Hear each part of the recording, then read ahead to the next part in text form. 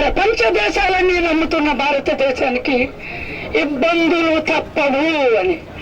ఆ ఇబ్బందులు అనేవి మనం సఫర్ అవుతూ ఇప్పుడు పరాకాష్ఠకి చేరుకున్నామేమో అనిపిస్తోంది. దయచేసి ఆలోచించండి, మన భారతదేశంలో మనకేం కావాలి? వీళ్ళు వాళ్ళు అని వేలెట్టి చూపించాం, కానీ మనకేం కావాలో ఆ మంచి మనిషిని మనం నుదిటి రాతలు ఇంతవరకు రాయించుకున్నాం.